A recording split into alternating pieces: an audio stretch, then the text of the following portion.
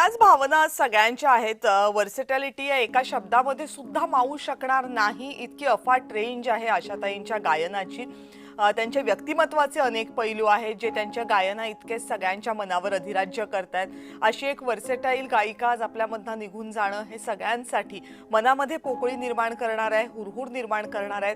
पण ज्या क्षेत्रामध्ये आशाताईंनी त्यांचं सगळ्यात मोठं योगदान दिलं ते क्षेत्र असं आहे की ते क्षेत्र सुरांनी भरलेलं आहे आणि ते सूर मात्र कायम आपल्यासोबत राहणार आहेत. आज शरीराने जरी आशाताई आपल्यासोबत नसल्या तरी मनाने मात्र त्यांच्या सुरांच्या रूपाने मात्र त्या कायम आपल्या सगळ्यांच्या मनावर तसंच अधिराज्य करत राहणार आहेत. पुढच्या अनेक पिढ्यांसाठी त्या एक मोठा ठेवा ठेवून गेलेल्या आहेत. ही जी दृश्य आता आपण स्क्रीनवर पाहताय ही दृश्य आहेत त्या विशेष वाहनाची, ज्या वाहनामधून आशाताईंना नेलं जाते त्यांच्या अंत्यसंस्कारासाठी. या वाहनाची सजावट सुद्धा आशाताईंना आवडली असती अशीच करण्यात आलेली आहे.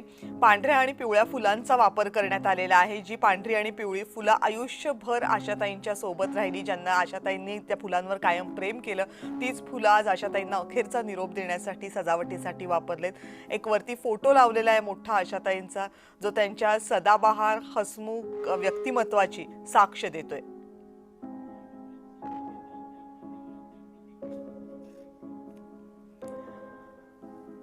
आशाताईंना अखेरचा निरोप देताना संगीत क्षेत्रातल्या अनेक मान्यवरांनी त्यांच्या सोबतच्या आपल्या अनेक आठवणींना उजाळा दिलाय.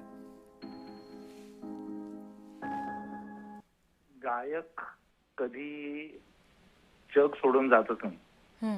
कारण आपण माणूस गेला असं कधी म्हणतो जेव्हा श्वास थांबतात कोणाचे.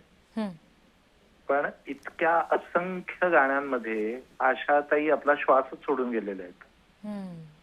आणि माझ्या माहितीनुसार आशाताईंचा रेकॉर्ड ही आहे गाण्यांचा, सगळ्यात जास्त गाणी आशाताईंनी गायलेली आहेत. मला वाटतं आशाताई भारतीय संगीतातल्या ओरिजिनल बंडखोर होत्या